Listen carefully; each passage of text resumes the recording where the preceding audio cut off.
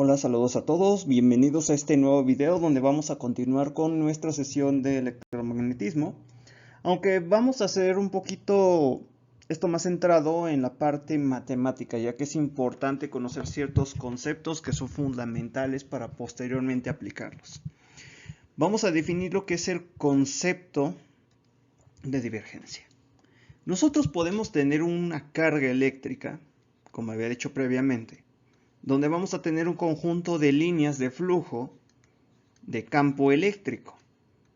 Estas líneas obviamente no se encuentran realmente en la realidad, sino que son una representación gráfica del fenómeno para poder entenderlo de una mejor manera. Si por ejemplo yo tengo una carga negativa, las líneas en lugar de diverger van a converger.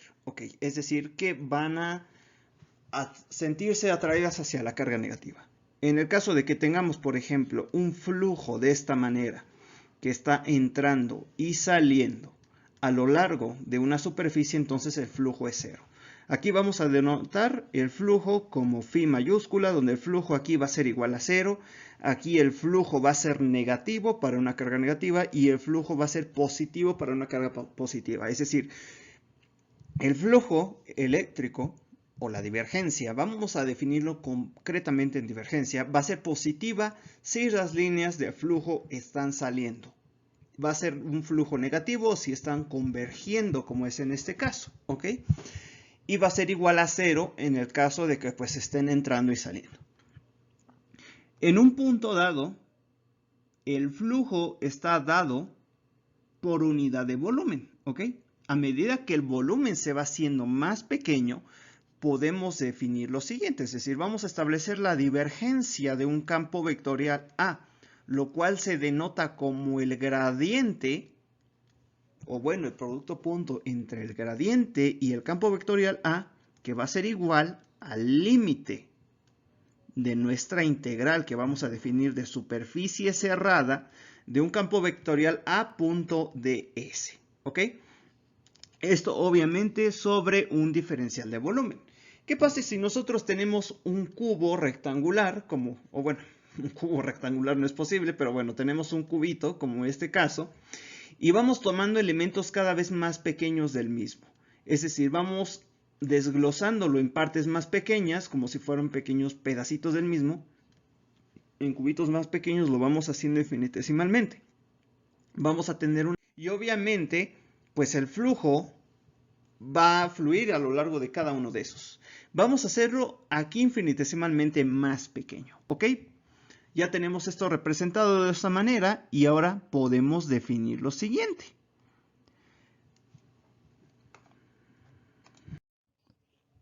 Ahora vamos a considerar lo siguiente. Vamos a tener la siguiente figura representada de esta manera. Nosotros tenemos lo que es una superficie en la cual ya previamente ya había dibujado para ahorrar tiempo, donde tenemos este rectángulo que había dibujado previamente, donde vamos a tener un punto en el centro, ¿ok? Un punto que de hecho no lo puse aquí, vamos a ponerlo a continuación para que no haya problema. Vamos a poner este pequeño puntito aquí que vamos a denominarlo como un punto P, ¿ok? Este punto P es donde va a originarse todo lo que es ese flujo o campo vectorial que está fluyendo. Si nosotros queremos conocer el flujo total que hay a lo largo de esa superficie, nosotros tenemos que integrar. ¿Y cómo vamos a integrar? Simplemente vamos a resolver una integral de superficie cerrada de A.ds, donde tenemos lo que es el vector A, o el campo vectorial A, punto ds, un diferencial de superficie, y vamos a tener lo que es la suma de cada una de las integrales de cada una de las caras, obviamente, de este cubo. Tenemos el lado interior, el lado posterior, el lado izquierdo, el lado derecho, el lado superior y el lado inferior. Ahora bien, ya que nosotros tenemos esto representado, estamos haciendo la integral de cada una de estas caras que contribuyen al flujo. Y vamos a definir lo siguiente, entonces vamos a tener hecho esto de esta manera. Vamos a centrarnos en la cara frontal de nuestro cubo, donde vamos a tener una componente del campo vectorial en X que va a estar definida con tres variables independientes, en este caso X, Y y Z. Esto va a ser igual por expansiones de series de Taylor, vamos a tener lo siguiente, que tenemos este conjunto de ecuaciones donde tenemos ax definido en x0, y0, z0, más x menos x0 por una derivada parcial del campo vectorial en x con respecto a x evaluado en el punto P, y así sucesivamente para cada una de las, cada uno de los ejes coordenados de este campo. Para el lado anterior, si nosotros queremos centrarnos en esa parte, vamos a tener que definir lo que es x, que va a ser igual a x0 más dx sobre 2. ¿Por qué razón sobre 2? Porque si vimos anteriormente lo que era el cubo, este se ubicaba justamente el eje coordenado en medio de lo que es el cubo. Por lo tanto, el diferencial de x va a ser únicamente la mitad. Entonces lo dividimos entre 2. ¿Ok? Vamos a tener un diferencial de superficie donde vamos a tener dy y dz en la dirección de x, ¿ok? Porque el flujo va a estar fluyendo en esa dirección. Y si nosotros resolvemos esa integral de esta manera, podemos obtener este resultado. Obviamente vamos a tener otro resultado que vamos a resolver ahora para la cara posterior, que es lo que vamos a hacer ahorita. Entonces, como estaba diciendo, vamos a resolver lo que es la parte posterior. Vamos a tener entonces la misma integral de hace rato, pero vamos a tenerlo con signo contrario, porque obviamente cambia la dirección. Y posteriormente hacemos el mismo procedimiento. Si nosotros sumamos el lado anterior con el lado posterior, nos damos cuenta que tenemos lo que son los diferenciales en x, y y z que multiplican a una derivada parcial de x con respecto a x. Lo mismo si resolvemos para cada uno de los otros extremos o para cada una de las otras caras, vamos a tener lo mismo. Nada más va a cambiar lo que es el eje coordenado. Entonces, ya que tenemos estos resultados, procedemos a lo siguiente. Definimos lo que es para un conjunto de todo esto, de lo que tenemos aquí. Ya habíamos dicho previamente esto, ¿no? Lo que fue el límite de la integral de superficie cerrada, que vamos a poner aquí de a punto ds, obviamente todo estamos hablando vectorialmente, donde vamos a tener un delta de volumen que va a tender a cero, es decir, vamos a hacer infinitesimalmente esto más pequeño para poder integrar toda la región. Entonces vamos a tener que esto va a ser igual con los resultados que ya hicimos previamente, simplemente va a ser la derivada parcial de este campo con respecto a x, más la derivada parcial de a en y con respecto a y, más la derivada parcial de a en z con respecto a z. Obviamente todo esto evaluado en un punto P. Pero si nosotros aplicamos el concepto de divergencia y entendemos que infinitesimalmente cada una de esas líneas de campo están saliendo de toda esa superficie, podemos definir simplemente esto como la divergencia del campo A, que va a ser igual a la derivada parcial de esto que tenemos en x con respecto a x, más la derivada parcial de a en y con respecto a y, más la derivada parcial de a en z con respecto a z. Es decir, de una expresión de una integral podemos llegar al mismo resultado. O sea, simplemente estamos calculando el flujo y el flujo no es más que la divergencia del campo vectorial. Imaginémoslo como una esponja que está llena de jabón. Si nosotros le exprimimos, obviamente el agua y el jabón va a salir de cada una de las caras de la esponja. Imaginemos que ese flujo que tenemos ahí en esa esponjita vendría siendo lo que es el campo vectorial que está saliendo, que de hecho podemos representarlo de esa forma, porque también un fluido puede representarse como un campo vectorial si nosotros consideramos las partículas de este fluido a nivel atómico. Y obviamente es un campo. Entonces, dicho de esta manera, con esta analogía podemos entender que el campo eléctrico está fluyendo, aunque propiamente no lo está haciendo realmente. No es como que se esté moviendo una corriente de agua, o en su caso un flujo de campo eléctrico. No es así, sino que la presencia del campo eléctrico en el espacio actúa de esta manera y puede describirse de esta forma.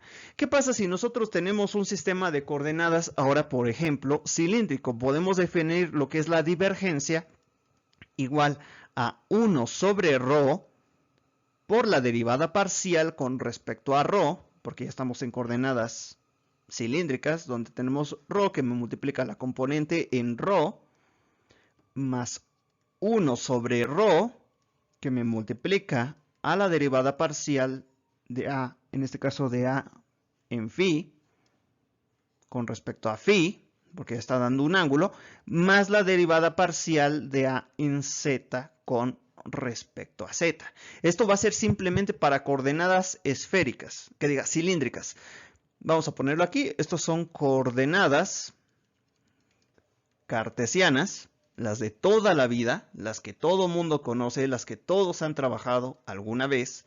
Aquí tenemos lo que son las coordenadas cilíndricas, las cuales obviamente se utilizan para geometrías, como su nombre lo indica, de ese tipo, cilíndricas. Y vamos a tener también la divergencia, que va a estar dada por, obviamente, coordenadas esféricas, lo cual se escribe como 1 sobre r cuadrada, que me va a multiplicar a la derivada parcial con respecto a r de la componente en r, que me multiplica r cuadrada, más 1 sobre r por el seno del ángulo, que me multiplica la derivada parcial con respecto a θ, obviamente de la componente en θ, por el seno del ángulo.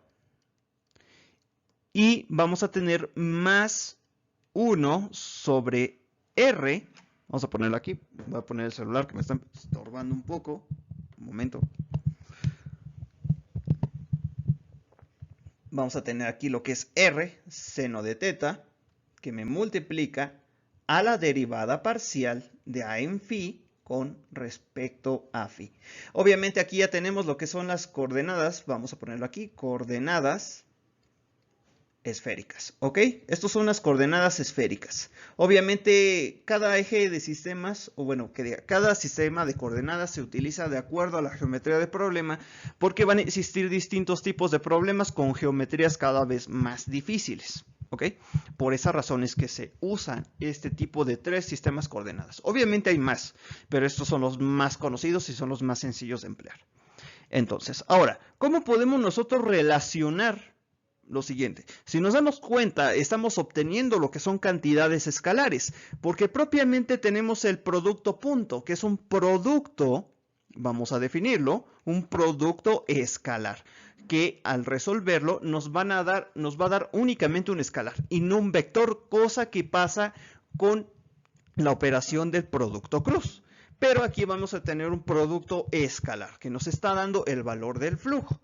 ¿Ok? Entonces, tenemos hecho esto. ¿Y cómo podemos relacionar ahora lo que vendría siendo la integral de superficie con el volumen? ¿De qué manera podemos nosotros representarlo?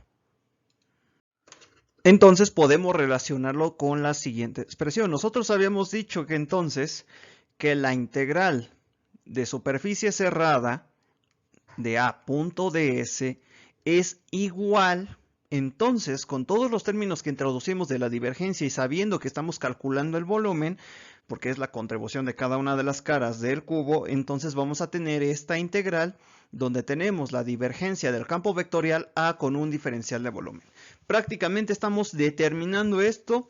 Lo mismo, estamos calculando el flujo a través de una superficie cerrada, por lo tanto también es la integral volumétrica de la divergencia del campo vectorial A con un diferencial de volumen, porque estamos considerando volúmenes cada vez más pequeños. Esto podemos representarlo también de esta manera. Entonces tenemos nuestra integral de superficie cerrada escrita de esta forma, con punto ds, aquí se ve un poco como si fuera menos, pero es un punto, donde vamos a tener una sumatoria de los elementos k'ésimos de una integral de superficie cerrada, de una superficie k'ésima, es decir, de unos pequeños cubos en los que estamos dividiendo el cubo más grande, donde tenemos esta misma integral que va a ser simplemente la sumatoria de esos elementos k'ésimos. Nuevamente escribimos esto, que es el primer término que teníamos en un principio, donde teníamos el concepto del límite, cuando lo estamos haciendo infinitesimalmente pequeño, que vamos a tener un volumen k'ésimo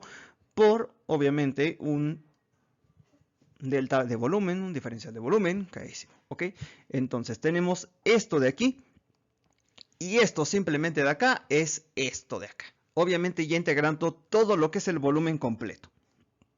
Como nos podemos dar cuenta, podemos relacionar todo esto de aquí. Este teorema que estamos aplicando aplica para todo tipo de volumen circunscrito por una superficie cerrada. Esto es importante considerarlo, que si nosotros queremos determinar un flujo, la carga, en este caso en una carga eléctrica, tiene que estar encerrada en una superficie gaussiana, que es esto que tenemos aquí. Vamos a denominarlo como superficie gaussiana, en honor a este matemático tan extraordinario que definió esto. ¿Ok? Ya que de otra forma no vamos a tener un flujo. Si la carga está fuera de la superficie gaussiana, entonces el flujo va a ser cero. Pero aquí el flujo neto va a ser igual a la carga encerrada. ¿Ok? Entonces ya tenemos esto establecido. Pero ahora, ¿qué pasa con el tema del rotacional? Vamos a ver eso a continuación. Ahora consideramos esto. Vamos a considerar lo que es esta figura que tenemos aquí.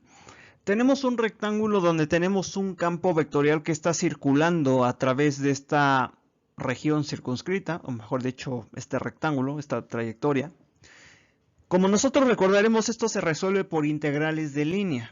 ¿Cómo se puede desarrollar esto? Es un análisis similar al que vimos previamente para la divergencia. Nada más que aquí estamos ya no hablando de un flujo, sino de una circulación. Ya no es flujo directamente. Ahora es circulación alrededor de una trayectoria. Vamos a tener ahora, por ejemplo, una integral que va a ser de A punto dl. Una integral de línea de lazo cerrado. Aquí ya no es superficie cerrada, es lazo cerrado. Donde vamos a tener las integrales de cada una de las líneas que conforman este rectángulo. Obviamente vamos a tener distintas partes. No vamos a tener, por ejemplo, el lado AB. Vamos a definir lo que es el diferencial de línea, que va a ser igual a un diferencial en Y, porque va a estar cambiando a lo largo de esa dirección con un vector unitario A en Y. ¿Ok?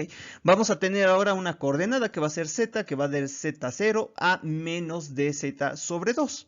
¿Por qué razón? Porque nos estamos ubicando en la parte de abajo. Por esa razón el signo negativo y porque es la mitad de la trayectoria.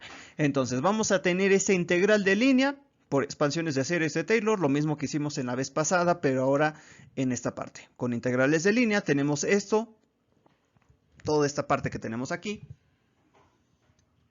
menos dz sobre 2, que me va a multiplicar a una derivada parcial de y con respecto a z. ¿Ok? Tenemos en esa dirección. ¿Por qué la derivada parcial con respecto a y? Porque si nos damos cuenta está cambiando en esa dirección. Y obviamente tenemos lo que es un diferencial de z, ¿no? Porque vamos a ir subiendo progresivamente. Después vamos a tener otra integral que va a ser del lado BC, donde vamos a tener ahora un diferencial de z, porque está cambiando a lo largo de esta trayectoria, y vamos a definir una coordenada que va a ser y igual a y0 más dy sobre 2. ¿Ok? Es la misma lógica. Tenemos del lado positivo del lado derecho con respecto a y, y vamos a tener ahora nuestra integral de línea que está dada por la siguiente expresión que está dada aquí. No es necesario andar matemáticamente en esto porque es ciertamente complicado. Vamos a centrarnos únicamente en la deducción de todo esto, de ver en qué consiste y de dónde viene. Entonces, ya que definimos eso, hacemos el mismo procedimiento para los otros lados. Para el lado CD tenemos casi lo mismo parecido al primer lado, nada más cambia el signo positivo. Y para el lado DA es exactamente lo mismo que el lado BC, pero cambia el signo. Como lo tenemos aquí, que es un signo negativo, aquí también cambia el signo y tenemos esto. Si nosotros sumamos todas esas integrales de línea a lo largo de todo lo que es la primera expresión dada, nos podemos dar cuenta que vamos a tener un diferencial de S, que va a ser un diferencial de superficie, que va a estar dado por el diferencial de Y y el diferencial de Z. Tenemos este delta S, que representa esa tasa de cambio que hay a lo largo de toda el área. Entonces, si lo hacemos infinitesimalmente más pequeño, tomando segmentos cada vez más chiquitos de esta región, aplicamos lo que son los conceptos de cálculo, aplicamos un delta S que tiende a 0, obviamente para la integral de línea con un delta S va a ser igual nada más y nada menos que la derivada parcial de la componente Z del campo con respecto a Y menos la derivada de A en Y con respecto a Z. ¿Ok? Dicho de otra manera, podemos expresarlo de la siguiente manera, es decir, podemos deducir lo que es el rotacional del vector A en X, que va a ser igual a la derivada parcial de A en Z con respecto a Y, menos la derivada parcial de A en Y con respecto a Z. Si hacemos el mismo procedimiento para cada uno de las, bueno, cada uno de los componentes, podemos expresar esto como el rotacional del vector A en Y, también el rotacional del vector A en Z, que va a ser igual todo esto a la derivada parcial de A en X con respecto a Z menos la derivada parcial de A en Z con respecto a X, y vamos a tener aquí lo que es la derivada parcial de A en Y con respecto a X menos la derivada parcial de A en X con respecto a Y. Esto obviamente podemos denotarlo de otra forma en coordenadas cartesianas y simplemente escribir esto como sigue. Todo esto lo podemos englobar en una sola expresión y definir lo que es el rotacional. Es decir, aquí ya tenemos el producto cruz entre el operador nabla, bueno, el operador del y A, del vector A, que va a ser igual a esta matriz que vamos a tener los vectores unitarios A en X, A en Y, A en Z. Vamos a definirlos así, como la derivada parcial aquí en X, la derivada parcial en Y con respecto a Y, la derivada parcial con respecto a Z. Y vamos a tener aquí lo que son las componentes del vector A en X, en Y y en Z. Y obviamente, ¿cómo se resuelve todo esto? Todo esto es cruzado. Si, por ejemplo, queremos definir la parte en X, simplemente no tomamos en cuenta esta línea y hacemos el producto cruzado de esta forma. Es decir, vamos a hacer esto de aquí con esto de acá y entonces nos quedaría que el rotacional del vector A va a ser igual, vamos a ponerlo aquí, de la derivada parcial de A en Z con respecto a Y, estamos haciendo esto cruzado como dije, menos la derivada parcial de A en Y con respecto a Z. Esto en la dirección de X. Hacemos lo mismo, el otro procedimiento, vamos con la otra línea. Esto es una matriz que se está resolviendo. Vamos a tomar en cuenta aquí esto. Aquí vamos a tener lo que es menos la derivada parcial de A en X con respecto a Z menos la derivada parcial de A en Z con respecto a X. ¿Ok? Tenemos esto de aquí.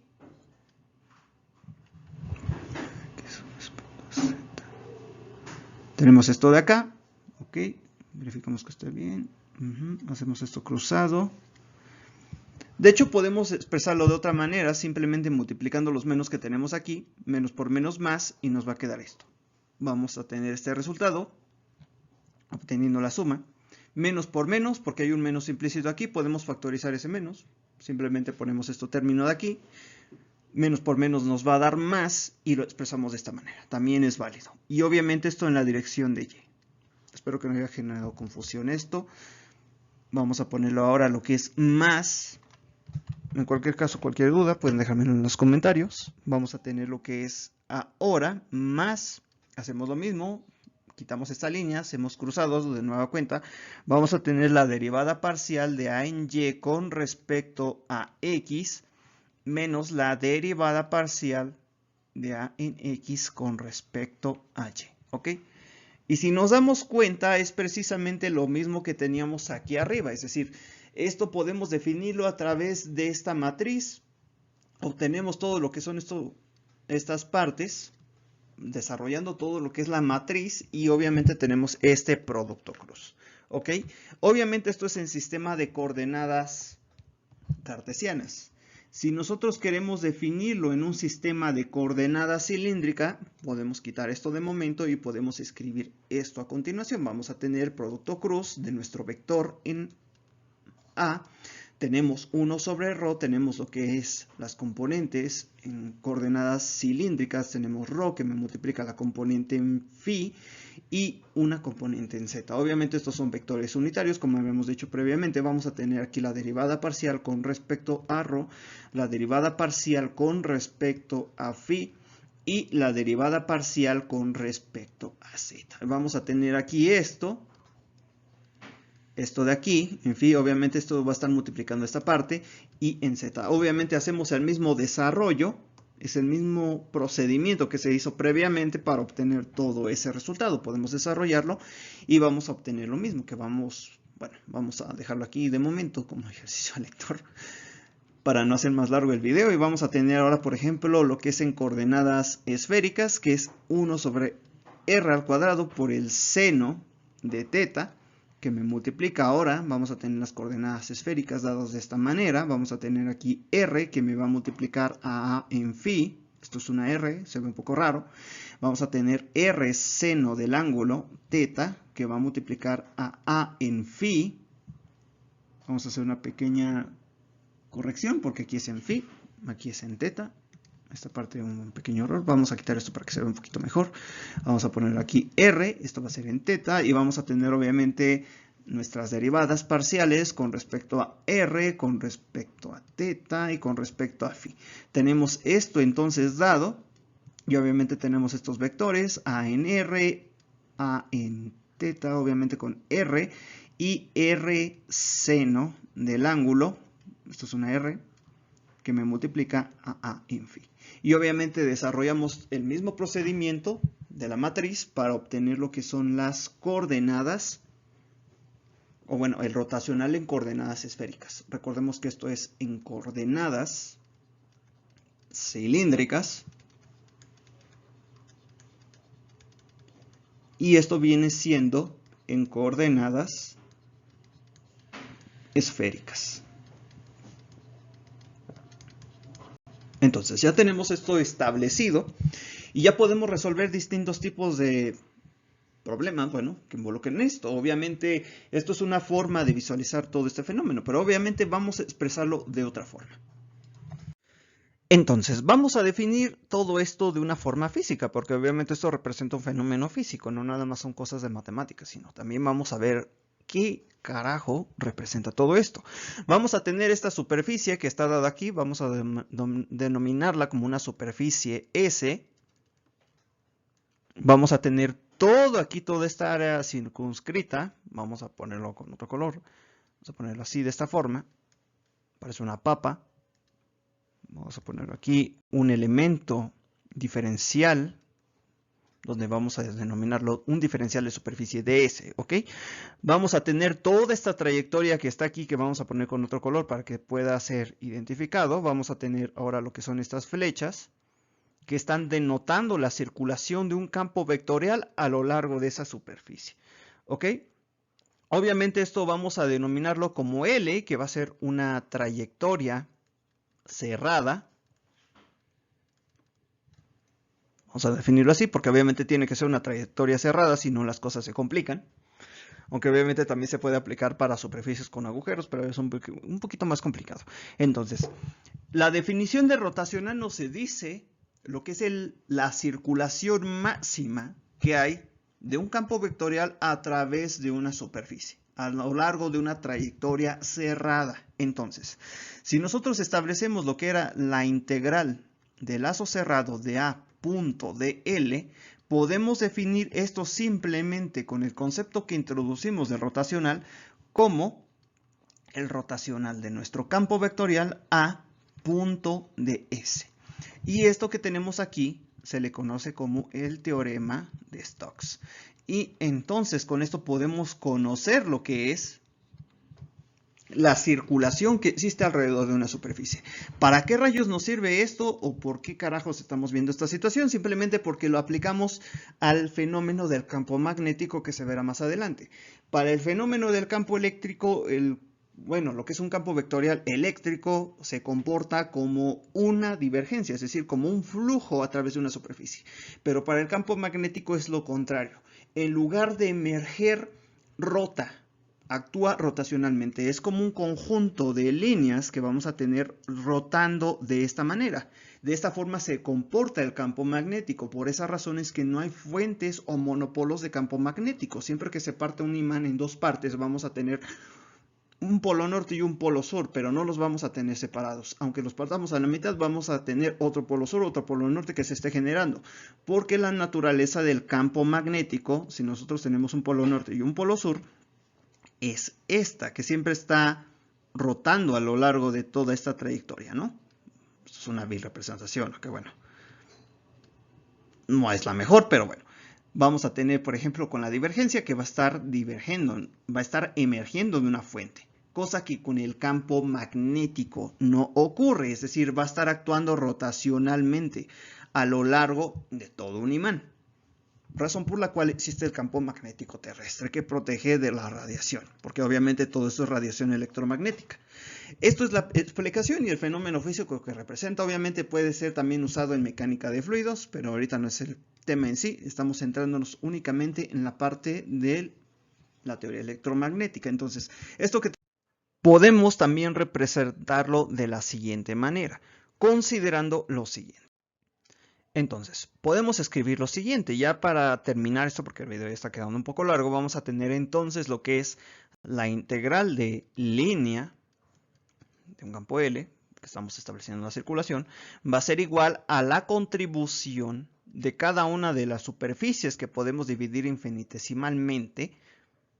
Vamos a tener unas trayectorias LKésimas, o bueno, exactamente, donde vamos a tener A punto de L, que va a ser igual a la sumatoria de un elemento késimo de esta integral de trayectoria cerrada o de lazo cerrado.